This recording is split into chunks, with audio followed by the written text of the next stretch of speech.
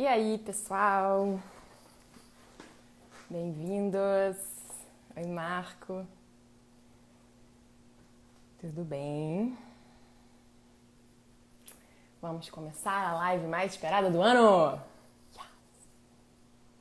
Lucas, Bianca, Lelê, tudo bem, gente? Oi. Oi, Marcele. Oi, Morgana. Sinara, oi Rê, tudo bem, galera? Jéssica, que bom ver vocês todos aqui. Vamos esperar então o convite da Ivana Chubbuck. Oi, Bárbara, Clara, Ronaldo, que bom, gente. Ivana está chegando.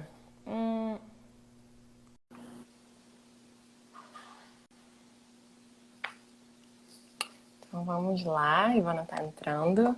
Hey! Ladies! Yes, I see you perfectly. Ladies and gentlemen, my inspirational muse, Ivana Chubbuck. Yay, together. Thank you so much for being here and taking the time to talking to us and to sharing your amazing technique with the Brazilian people, actors, writers, directors, and to our world of arts. So, should we talk about you coming over at first? Yeah. I mean, we've been trying to do this for a while, but that damn pandemic just keeps getting in the way. And so, Yeah. So the new dates are more 14th and 15th. 14th, 15th of May, and that now we hope that this is definite because we had to postpone it twice. Not our fault. I think it's a whole year, so things have to change. They just have to. It's like pray that that's going to change, because I've been wanting to go to Brazil and work with the amazing actors of Brazil, because I've already had some here, and of course I've worked with you, and you're a wonderful teacher, and I'm excited. I can't wait. And now I'm getting a little flavor right now. Right. I have never had anything on my Instagram that had more shares than the live with you. It's incredible. Like, everyone is sharing. Calm down. We're having a party. Exactly. Wow, that's amazing. So I want to also thank Gamma Films for getting this set up and for being my partner and bringing you over to Brazil. And I have to say that in the masterclass that you're going to do in May, we're going to have a translator. For now, it's going to be a bit hard if we translate. It's going to lose the flow, right? So I'm just going to sum it up, like the most important things that you say. I'm just going to sum it up in Portuguese so that people won't be so lost. But that's important. Is there a way to subtitle it later? I mean, Yes. We're going to do that. It's going to go to YouTube with subtitles.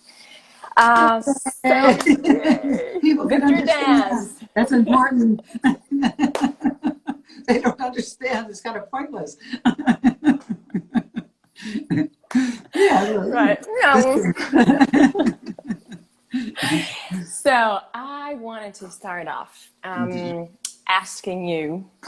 You're being seen as the next Stanislavski by the Russians, right? And I wanted to ask you, what aspect of your technique makes it so amazing, so brilliant, that people are saying and thinking that the contribution that you brought to the world of arts is as big as Stanislavski's? Well, it's kind of really hard to keep humility and talk about that. But when you say, I'm so great that I'm surpassing well, you are all masters.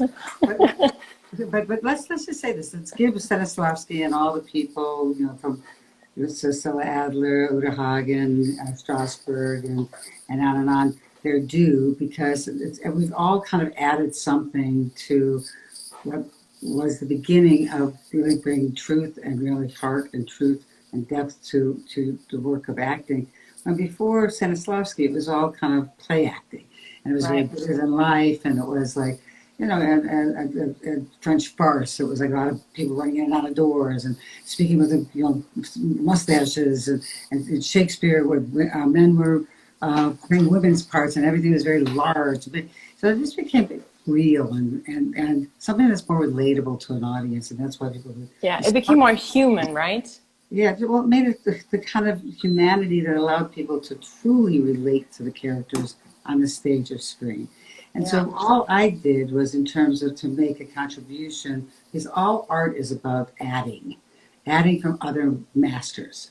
So it's like you Right. have masters that have happened before that happened, and in terms of my contribution, I feel that the most important part of it is use pain and insecurities and fears to actually use it to fuel your ability to overcome and win with it, to win in spite of and because of the bad things that have happened to you.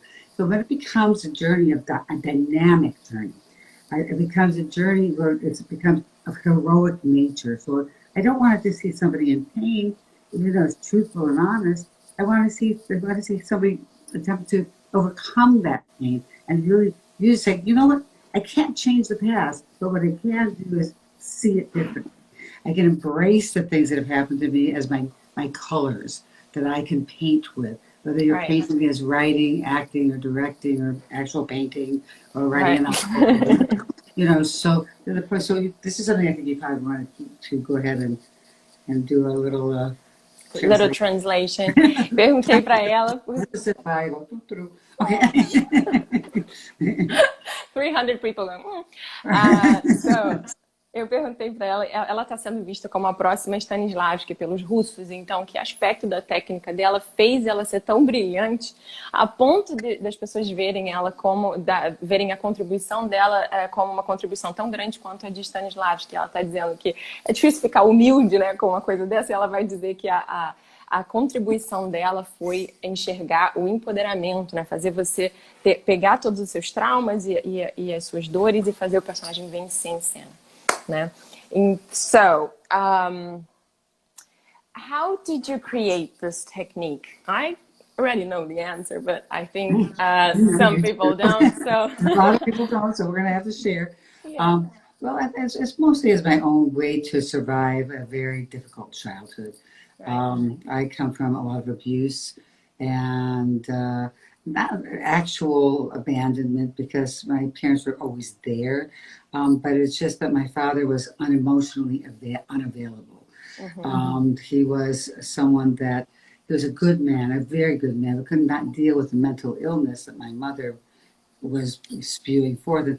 And she had no control over the fact that she could turn on a dime. And who knew as a little child what can trigger someone to get so violent? I mean, like insane violence that you felt like your utter life was in danger. And so this whole concept of like taking things that usually make people self-destruct, I didn't want to keep self-destructing because as a teenager, as a young teenager, I just started doing a lot of drugs and I started doing like, you know, just having sex that was not empowering sex. You know, one young woman finds her body. It's more abusive, objectified, used, abused in that way, and setting myself up for that kind of harm because I thought that's what I deserved. Mm-hmm. If your own mother can't love you, why should anybody? Your own mother can beat you up for nothing. That never makes sense to me. Then everybody should, you know. Yeah. So I needed to come up with a way to think differently, and at the same time, I'm struggling to be an actress, and like I need to put this stuff in there because I don't want to keep bringing up all these ugly memories. Because all they was maybe for nothing, right? Well, like just to emote in the scene. Well, it's not even just. It's more importantly, this makes you feel bad. Mm-hmm. You want to feel good, and so pain and our issues actually could be the resource of humor. It's the resource of our feeling that we're empowered by being survivors. Mm-hmm. So it doesn't have to be a resource of I feel awful, but it could be an incredible resource of of feeling strong, survivor, involvement, learning, growing, changing. And so the thing is that I needed to do that as a point of survival, emotional survival, and honestly, Marina, physical survival, because I was going down the tubes. I was going down. Wow.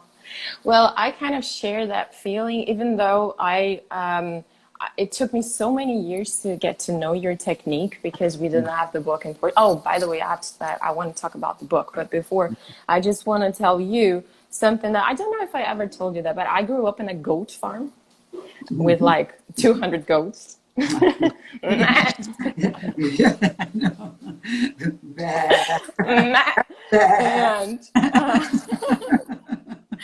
and with no money at all. Like, it was a very tough childhood in that way. My parents were not like physically abusive, but they were away for most of the time. And my mother was never a very like touchy and loving woman. Even though I know she loves me very much, but she didn't have that kind of attention. I never had that kind of attention. And so I grew up kind of believing that success wasn't for me. Like, success is a wonderful thing, but not for you, dear. You were not born for that, you know. Exactly. And then I kind of got very nice believing the stuff that your parents felt. I can only go so far in my life, so you should only go so far in your life. And this becomes a pattern that we do, our parents and our parents before them, before parents, and it's for us to break the pattern. Yeah. Keep going. It's hard, but but we have to, so that we save ourselves and we don't fuck up our kids, right? We don't keep doing it to the next generation. And so I had really nice jobs. I had really nice opportunities in the TV and cinema and stuff, but I always managed to sabotage myself. I would always do victim-y choices and victim-y characters, and I would put myself in that place as like, oh, I'm sorry, I'm here, I'm just going to be in the corner, I won't stand in your way because I'm not interesting and stuff like that. And the years went by, and there's something that you definitely don't know. I never told you that for sure. I was like 22, I went to a clairvoyant, and she told me, you're not going to be an actress forever. You're a teacher of an innovative technique. Wow. And I was like... I just got chills. Really? Cool. And I was like, oh my God. I was so upset because what I understand was you're not going to be a successful actress. I never got to see the bright side of it. And then when I was like 27, 28, a friend of mine went to LA and he saw your class and he was like, you have to know this technique. It will change your fucking game. And then I read your book and it changed my fucking game. And I was like, oh my God, everything made sense. Like that woman telling me, you're going to be a teacher. It's an innovative technique and everything. And I was like, oh my God, is this that I'm going to teach? And then Ivana, I wrote to you, I sent you my resume, and we were in that process of you accepting me to do the teacher training. And when you said, yes, finally, like you can come, you don't have your certificate yet, but you can come and then we'll see. I went outside my house and there was like this huge rainbow, huge rainbow. Oh, I'm getting chills. Chills. It was so nice. It was so nice. And since then, my life completely changed because of you. I'm so thankful. Okay, so thankful. I want to hear something really, really weird. This is something I've never told anybody. I also went to a clairvoyant who said the same thing. Really? Said this very important, very legendary teacher. And I was an actress, and I'm just going, no, look at the cards again. Look at the cards again, because I'm an actress. I want to be a famous actress. That's what you see in my palms, in my hands. Oh my God, that's exactly. And I was saying, you're wrong. And she said, and then she smiled this kind of like Cheshire cat smile, like, you're going to love it. And you're going to love it. And I'm going, no, I won't. Come on, look again. Look again. I'm sure you've seen my future. That's not my future. I'm an actress. I'm not a teacher. And so the thing is, it was so interesting because she described the place, my very first place where I taught. She described really? it was like so the future at that point. Oh my God. And that's so cool. Isn't that funny? The same story. It's totally funny. I love that story. I love it. So there's so many things I want to ask you. Like, we were talking about using our pain and traumas in our work, and I sometimes feel that people are kind of resistant to that because they feel that they don't want to be like, they don't want to be fucked up by the end of the scene. Mm-hmm. So can you, like, I think I have two questions. What can you say to someone like that to help this person understand the need to... Okay, well, let me, I have a quick answer for this. Mm-hmm. But the thing is that the more we repress those feelings as being shameful, I feel shame from these feelings that I have, or from the things that I've experienced, or the things that have happened to me, or my issues about things that I have a lot of shame about it. It's going to fester, and it's going to become what I call emotional cancer.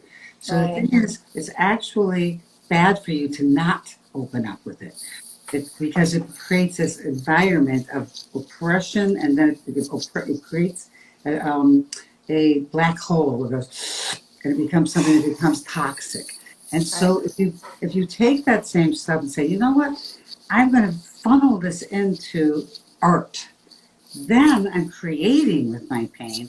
So it gives you catharsis. It makes you feel like, hey, I'm doing something wonderful with this, that other people in the world can watch what I'm doing, subliminally get that they have the same pain as I have, as the character has, and my personalizations of that pain. And that person is actually is growing with it and changing with it and winning with it. Maybe so can I. And it gives people hope. It gives you hope, the person who's playing it. It gives your audience hope. It gives your co-stars hope. It makes directors want to continue working with you. Casting people kind of working with you. Because they say, you make me feel good to be around you. So it's because everybody feels shame from the bad things that have happened to them. It's like somehow it's their fault. That's the victim mentality. And most people have victim mentality because that's what they were taught to do. And it's also the path of least resistance. It's easy to be defeated. Yeah. It's easy to just put a blanket over my head and go, I'm just so miserable and so depressed. Or to say, God damn it, I'm going to win in spite of you and because of you. I'm going to make what you said that I can't do it. You said I'm too stupid, I'm too ugly. I'm using my personalization. You said that I'm not smart enough. That was another big one. Is that well, you know what? I'm going to not only prove you wrong, I'm going to prosper with the pain that you've given me by saying you're not alone, people out there. You are not alone. I feel it, you feel it, and we're going to all feel this together. This is something we can celebrate. We survived this, and we've grown from this. Yeah. So the opposite. Now, people always have this weird thing that if they open up, or they open up to delve into going to those deep places, that they're the very opposite than what actually does happen. When I do these workshops around the world, almost every single time I have people come up to me after the very intensive days, they're amazing days, for people to learn and grow. They said, like, God, I relate to your stories and all these things. It's like I feel like I'm not alone because of this. I feel I can use this. I feel empowered by it. But most importantly, they said, I'm feeling your courage to be able to talk about it. And I said, courage? What? This feels good to talk about it. I like talking about it. It makes me feel lighter. Yeah. Lighter. Yeah. No, of course. Yeah. But you want to try? Do you want to try to translate that? Oh my God. I just translate. Wait for subtitles. Let's just wait for subtitles. Yeah, it doesn't have a point. Yeah. I missed the clairvoyant story. I'll have to go back again to that point. So no, let's just do it later. Yeah, and in your class, I last week, I used something really, really, really dark. I'm gonna share a little bit of my story, which is because I do share with a lot of my students. Most of you, I think, know that already. Notice when she shares, you guys, she's not gonna blow up. Notice she's not going to smash into 1,000 pieces. She's not going to burst into flames. Go ahead. Exactly. And when I was a very small child, I was a very jealous child, and my father used to find that very funny, and he used to tease me with naked women on TV. I grew up in the 90s, and it was a lot of sex on TV. Like everybody was just in the waterfalls. The women were wearing like white T-shirts and were getting wet and everything, and it was very, very sexual. And I was really jealous, and he would tease me with that, and that kind of sexualized me in a very early age, and made me feel things for him that I couldn't understand, but I felt like a sexual attraction, and I felt that's very wrong, because he's my father, and how can I deal with that? And I grew up as a very, very insecure woman, always believing that the women at TV were more interested than me. And today, it's very clear to me that that's why I wanted to work as an actress, because I wanted to be on TV, right? So my father would love me. And we always try to push like deeper and go darker in your classes. And the other day, last week, I used this sexual attraction in the scene, and it's like one of my darkest places. And strangely, it was so fun. It was, wasn't it? It was so fun. You were so light, and you were just having a blast, and you looked like there was a twinkle in your eye, and it was the opposite of what people think is going to happen. Like, and the thing is, even just speaking of it and remembering it, we're seeing that glow. And so it's a good thing. And because we're letting it go in a beautiful way. We're creating art with it. We got to remember we're artists. We're artists, no matter what art we apply, whether acting, directing, writing, we're artists first. And we have an obligation to the world to let people know you don't have to hide anymore.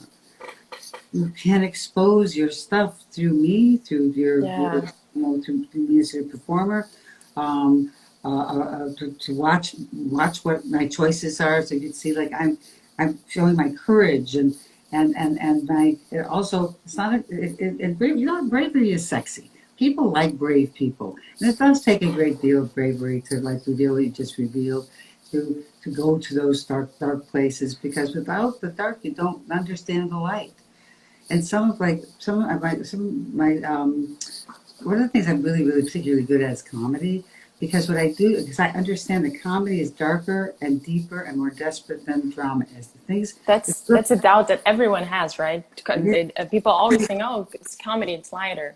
But it's not, because the crazy things, if everybody looks back on their past and things that they laugh about today, at the time was tragic. Yeah. I can't believe I did that. And I had a girl in my class who was like, she ended up stalking this guy. She's not that type of person at all. But because he broke her heart in such a way, she had to watch everything he was doing. She'd drive by his house constantly. She climbed his wall. I was banging on his door. And they let me in. And it was like, I'm telling you, this girl's so not like that. And so, but the thing, we ended up using that and using that kind of thing a lot. And not just with her. Okay, so she's somewhat of a name in America. You know, she's not like international, but she's a name in America.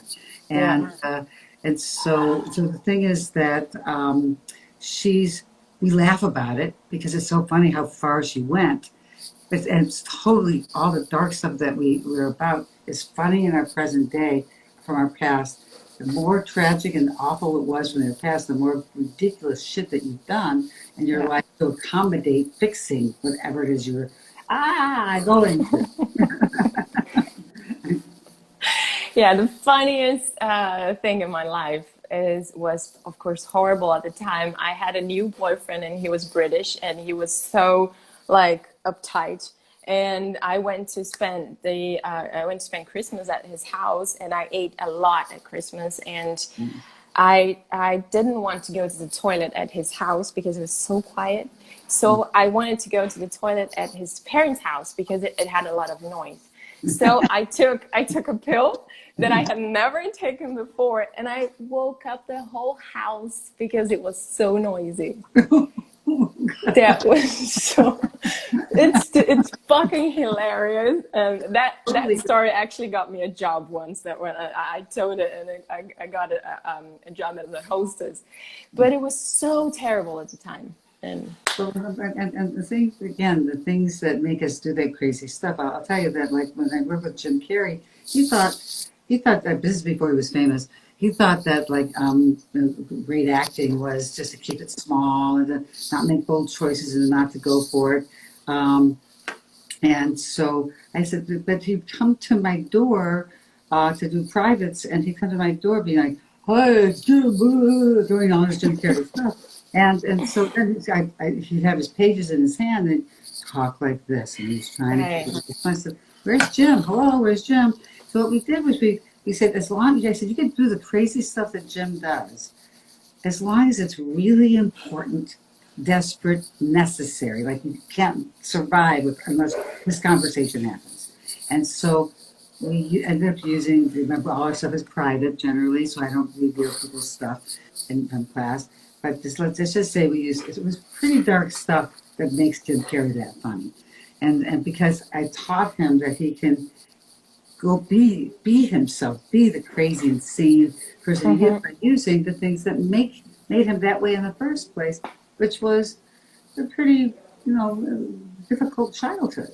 right. And so it's like that's what we have to know is like the opposites, yin yang. Yin yang is super important. We can't understand fearlessness if we're playing a hero or action figure, right? A person in action, unless we understand our fear. We can't understand our love unless we understand our loneliness. So it's like we have to go to the places that we want to do to explore an audience standing up on their go, yay! I want to see that movie 3 times. Anything feels so good.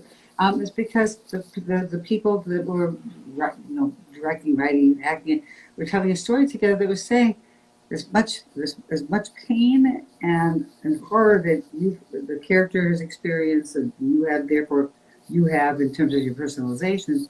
There's always a way to find it, the ability to fuel your forward motion, being proactive to accomplish, overcome some version of prosperity. Whether it's emotional, spiritual, or actual prosperity, where people get success and you play the CEO, you start off in the mailroom. So the issue is that you have to always know the objectives have to have some version of prosperity on this other side. That the inner work has to go from A to Z, because otherwise you're not going on a very interesting journey.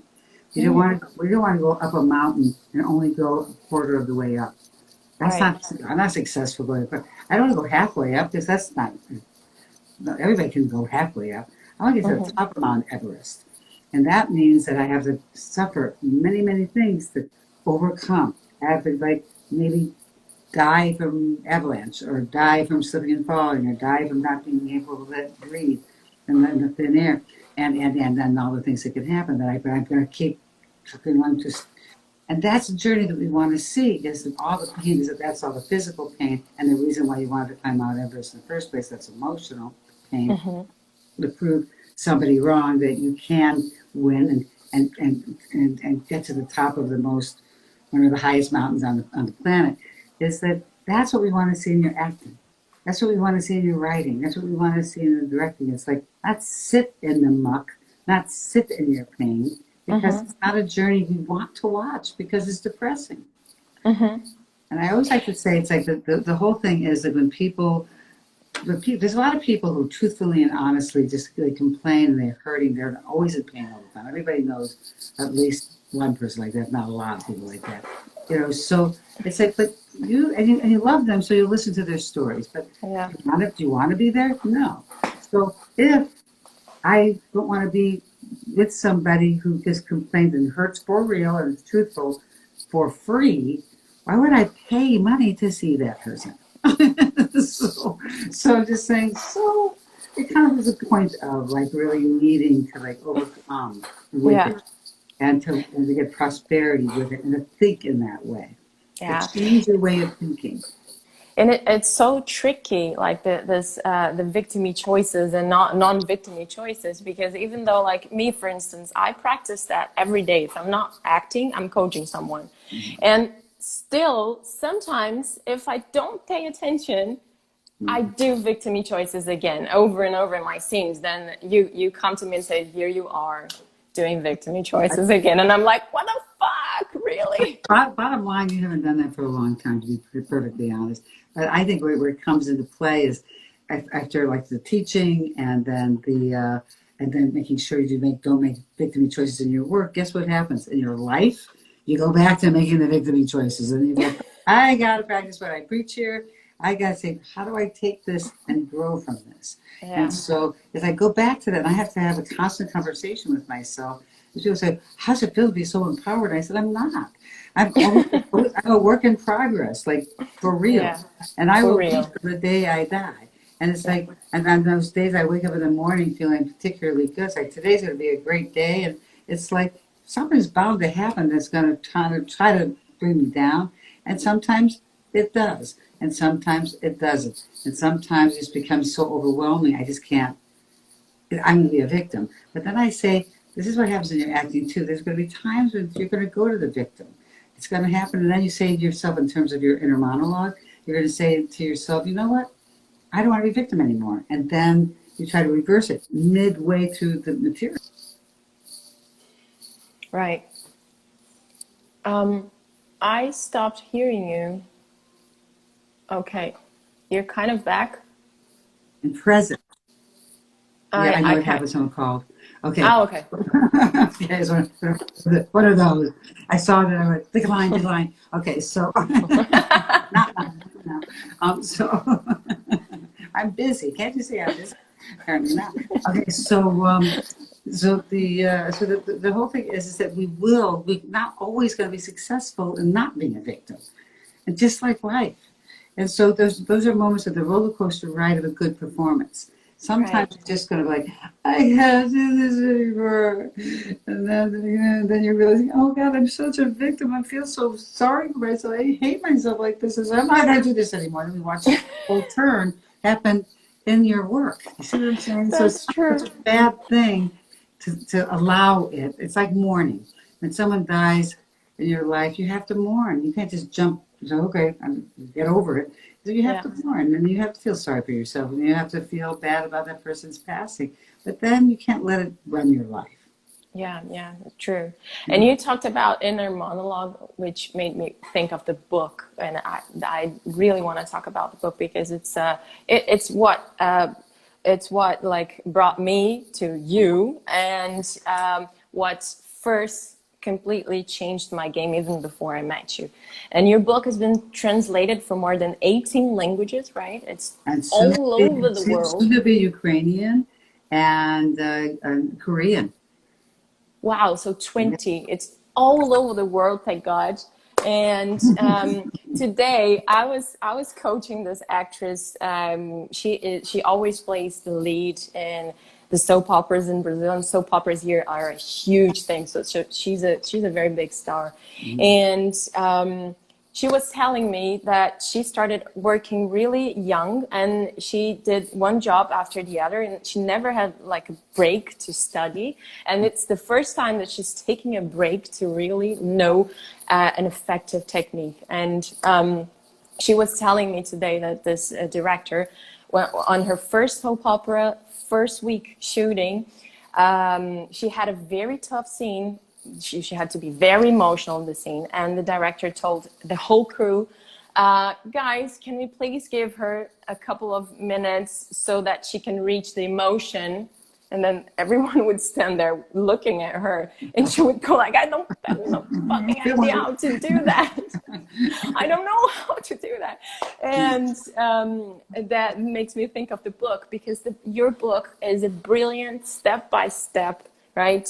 You give all the tools to teach to guide the actor through the script, finding the need of the character, and then putting yourself in that need, which makes you get to any emotion that you need, because that's not the main part, right? Yeah, and most books about acting aren't practical. Mine is a 12-step program, and it's really easy to apply. And it will help you get to the right emotions, but more importantly, tell a more interesting story. Because remember, we're not here to get to emotional places. What we're here to do is tell a story together. The writer, director, the script, the director, and you, the performances, the actors, are there to tell a story together with the same mission of what it is that the script is trying to accomplish regarding whatever the overall objective is of the script. And then all the players that are involved with it, the actors, writers, and directors, have to then supply a support to plump it out to make it a most interesting story to tell and to expose and to explore, and all the different layers and the richness and the densities of it. There's a 12-step program that's like so practical. But it took 4 years to write, so many rewrites. There's like at least 25 rewrites on it. And Wow. I remember telling my publisher, they gave me a deadline and when I'd be finished, but every day in class I'd have another, a revelation. You know what I'm talking about. Every time Yeah. the revelation. So I said, I just don't put it to press yet. I have another revelation. I'm writing it down and sending it off, and this was happening like for 2 months. And finally, they just said, "You got to stop writing. It's like it's enough. We're done. We want to put it out already. You gotta stop. You gotta stop revelating. Stop revelating. So yes, but it's in Portuguese for those of you that speak Portuguese. It's there, and it's apparently a really good translation. So I'm very excited about that, and that is a good resource, for you. And not only for actors, right? This friend of mine who works at a very big company, which is like a delivery company, like iFoods, things like that. It's called Vloggy. She was one of the people who shared the live, and she said, "I'm not going to miss this for the world because I find this technique so empowering, and so it's for everybody, not for just actors and writers and directors." It really is. I mean, there's a story. My very first time where I actually spoke, did a reading from the book, one of those kinds of things you did in New York City, and someone was walking by. And they saw that apparently her last name was Chubbuck, and she just saw that, and she comes in and she listens, and she comes up to me afterwards, and she waits till everybody leaves because I had to sign a bunch of books and all this stuff. And she said, "I just have to tell you, I was just fired a couple hours ago from a job as a stockbroker."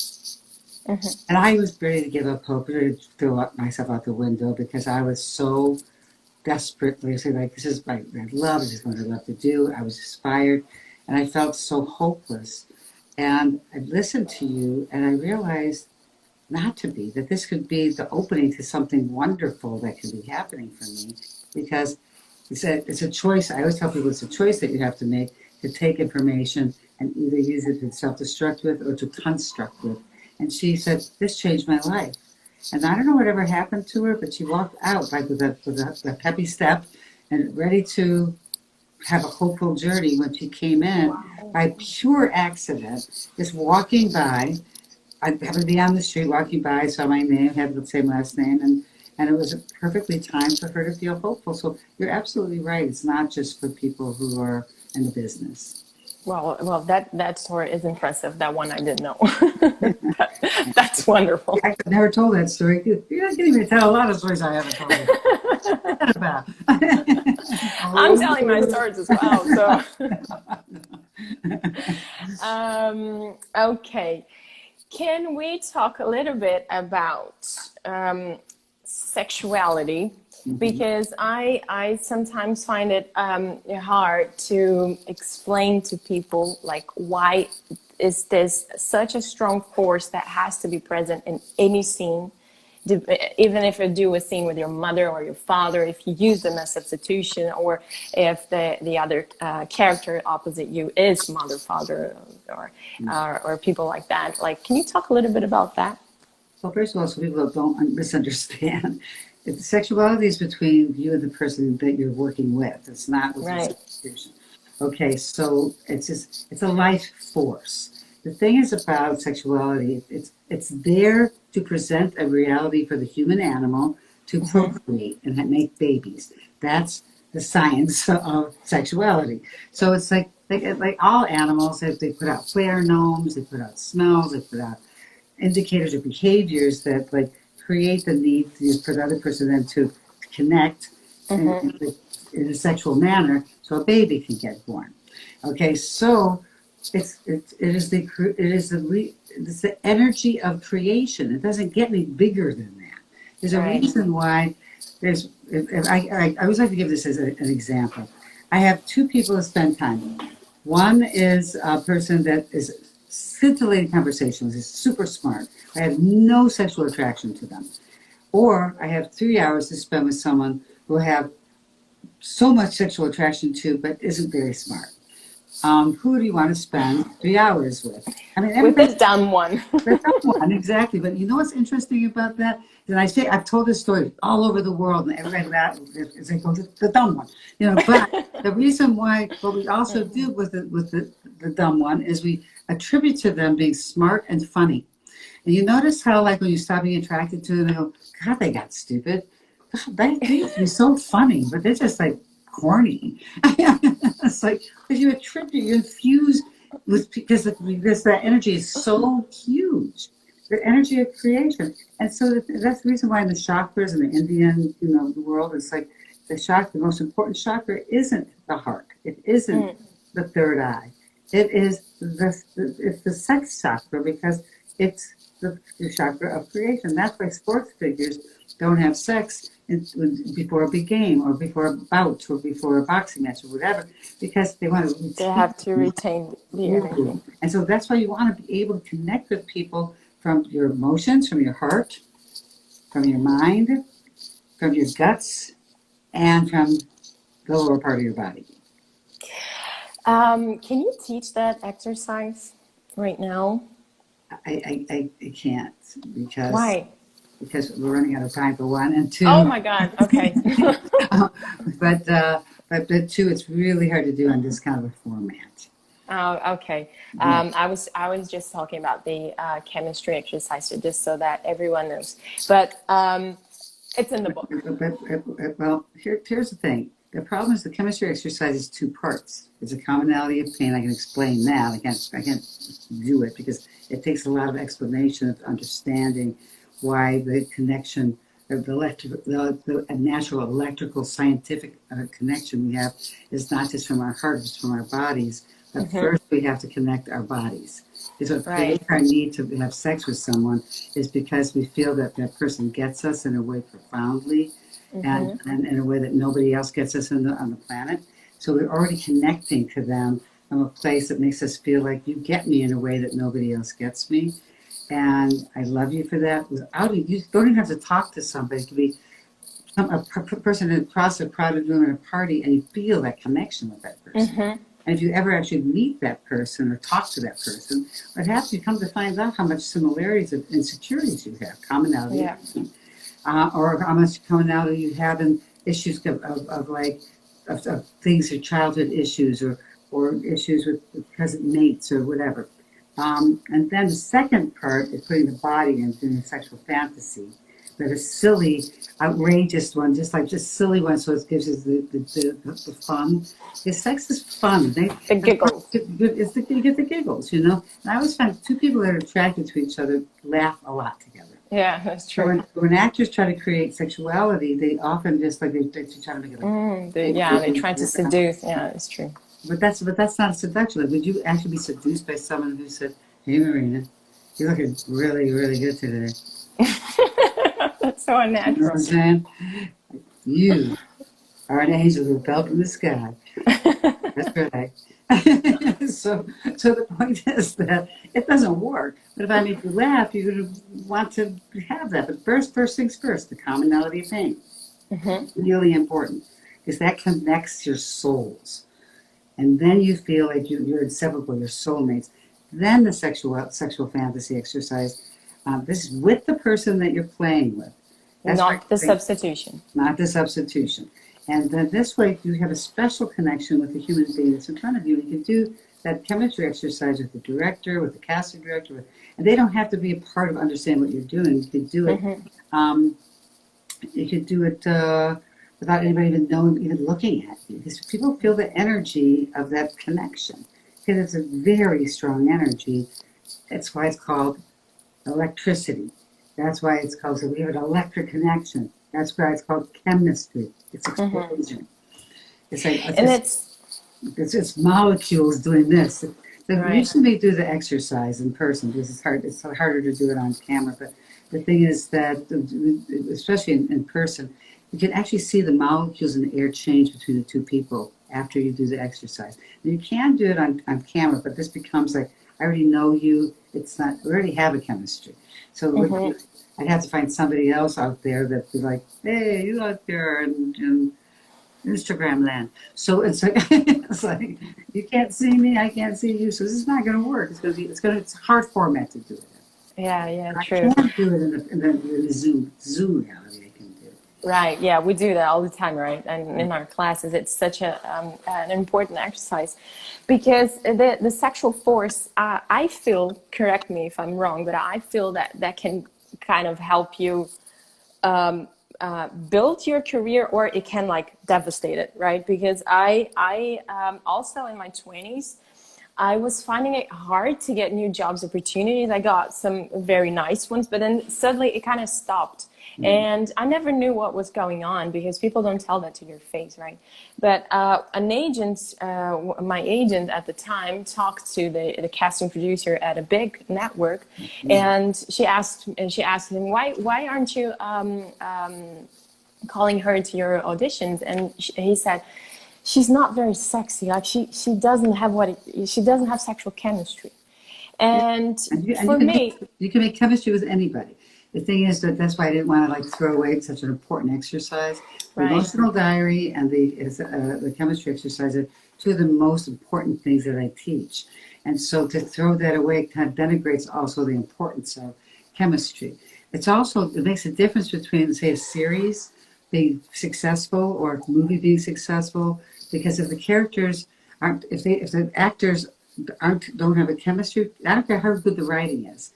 It's like if the actors don't have a chemistry together, nobody wants to watch it. People want to watch people really, truly, organically connecting. And this exercise actually makes you organically connect. That's why all of you, it's worth waiting for to come to this workshop in May, because we'll be teaching that, and then everybody's going to do it. Everybody's going to do it. And also the auditors, right? Yeah, no, that's what I meant. The auditors. The auditors are going to be doing it. The emotional diaries are going to do. They're doing everything. I think it's important for us to talk about that as well, because in America it's so common for people to do courses as auditors, and in Brazil it's not.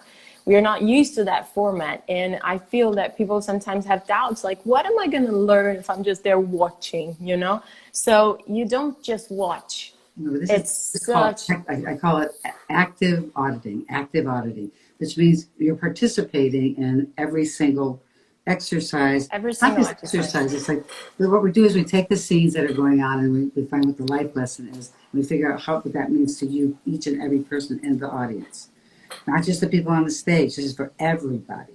And it is really. Yeah. It's very effective and that's why I told you. Like I've had like 300 people. 400 people, and they come up to me after these workshops and telling me how much I changed their lives, because how much they learned, not about acting, about themselves. So that now I understand why my mother did this thing to me, because when I was doing my emotional diary, the chemistry exercise, I realized that like I have this special chemistry with this person I didn't even understand before. Yeah. It's like there's all these things that you learn from all the different, because it's active. You're actively involved. You don't just, and I mean, you truly are actively involved. It's not just truly are. Yeah, I know. I do that with my students as well, and I also get that kind of response, like they say it changed their lives because they had an epiphany about their relationship with their mother that they never ever thought before, and it's really amazing, guys. So it's really worth it to be an auditor. And I think Melissa from Gamma Films is here, and if you guys want to be an auditor, because we don't have any more spots as participants, and we are all, I mean, everyone already took those. But you can still be an author. So if you want that, just talk to Melissa from Gamma Films, and she'll figure out what you should do. I am so looking forward for having you here. It's going to be such a pleasure. I'm going to take you out to dinner. It's going to be amazing. Oh my God, Brazilian food, Brazilian food. We go shopping. I gotta go shopping. Yes. Gotta go shopping. And food. You're gonna meet my kids, even though you don't like them. Like your kids, fine. It's just your kids are fine. It's just sometimes when they decide to join us with crying. It's not very nice. No, but honestly, I love the fact that you are able to, spread the empowerment to your children, because that's what's going to happen next. They're little babies now, but that's my daughter is 33, and she's spreading the word, through empowering beautifully, doing and beautifully. Beautifully. So it's like it's a pleasure and an honor to be a parent. It's also a pleasure and honor to be with you today and to know you and love you and been a part of our lives together. We're symbiotic together. But I can't say enough to you guys that you just sitting in the audience, you're not just sitting there. I will talk to you. I will talk to every single one of you. What came out of this thing? What are you thinking about right now? And then we'll share. I'll go, oh God, me too. And then someone else will go, I have the same experience. It becomes this kind of weird, kind of inclusive feeling like we're in a secret club. Totally. It's a crazy atmosphere. It's not a course, guys. It's a life-changing experience. It's not a course. It is inspiring to me. I mean, we talked about the revelations that I had to, stop it. I have them all the time. I have revelations all the time, but you will too. So just trust me on this. We're all exploring this together. There's a bright light around us afterwards. It's so cool. The emails I get from auditors and participants, but auditors too, after the 2-day intensive workshops, is how they change their lives, but not just like in terms of emotional stuff. It's from not a therapist, but what it is, how they got booked a lead in a series, how they got an international Netflix show, how they got and people who literally had one of our students from our class, he'd only done one line in something before, and then booked a big HBO show. I mean, the lead. And that happens all the time. All the time. All the time. The auditors and participants, all of it. And some very, very big stars. In fact, the person I have to coach right after we're done here is someone came from as an auditor from one of my classes in Australia. Wow, that's so nice. I know, so it's a good thing. But this has been such a pleasure. It was amazing, Ivana. Thank you. You look gorgeous, by the way. Oh, thank you. Looking good. Pulled my hair down.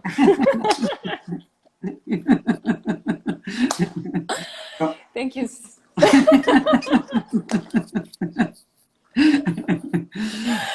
Oh dear. Having fun. That's the thing you're going to have when you come to the workshop. It's a lot of fun. It's a lot of fun. We're not just going to be all deep and dark. We're going to have a lot of laughs too. Yeah, that's totally true. Thank you so much, my dear inspirational muse and friend, for doing this work that is so amazing and necessary for the world. Thank you. Thank you. I love you. Love you. Heart boggles. Bye-bye.